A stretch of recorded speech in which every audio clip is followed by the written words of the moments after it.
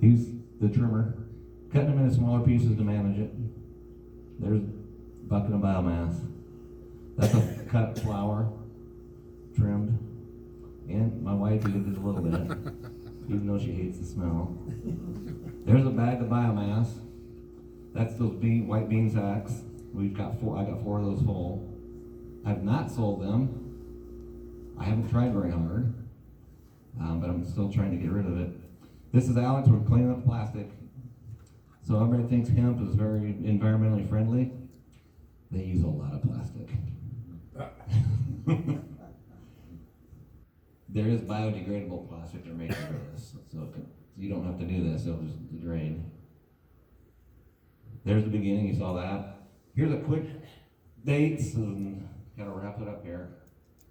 April 20th, April 23rd after Starkey came out, June 5th, we're just getting ready to plant, June 28th, they're still not very big, July 9th, they're still pretty small, so 16 days later they're growing, August 7th they're getting medium sized, and then 2 weeks later, they grew a lot. Over on the left, they're still pretty small though. That's September 3rd. 10 days later, the 13th. The ones on the left are still growing. There's October 10th, right before harvest. It kind of changed color there. And that was December 9th, all cleaned up, ready for whatever goes in that corral next. So that's a real, probably not as quick as I wanted, but experiment of, there's 2020, I'll remember this year. For something other than everybody else will. So that's what we did. Is there any questions? What would happen if it froze while they're growing? They would die. I don't know. There's so much unknown for me. If they're far enough along, you still might be able to harvest it, but I'm guessing your CBD level wouldn't be very high. If you see on my CBD level is 7%. That is not what I wanted. I was hoping for 10% or better.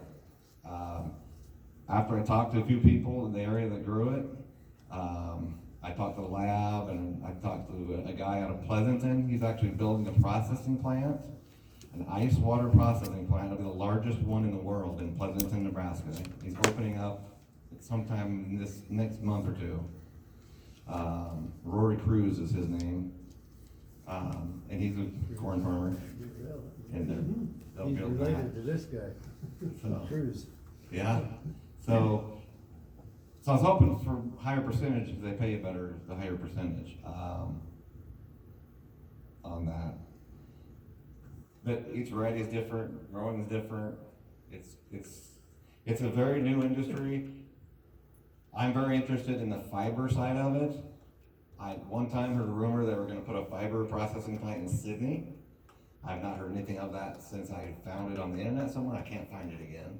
So I don't know what the company was. They're talking about putting a fiber processing plant, which is a whole different beast than this, but you still have to test it for THC. But it would get tall and you drill it with a drill and you nail it. So we have all the equipment to do this right here, right now. The CBD is a whole different ball of wax, but that's where the money was at, and that's why everybody's doing it. There's not a whole lot of money in the fiber at this point because we don't have the infrastructure to do it. But I think it's going to come. You can raise it for grain. Some people down by McCook raised a hybrid where they cut the tops off for the CBD, and then it left a big stem that they harvested, cut later, and baled for fiber. Is what they did. So 85 in Nebraska. We'll see how many they have next year. I'd be shocked if they have more than that.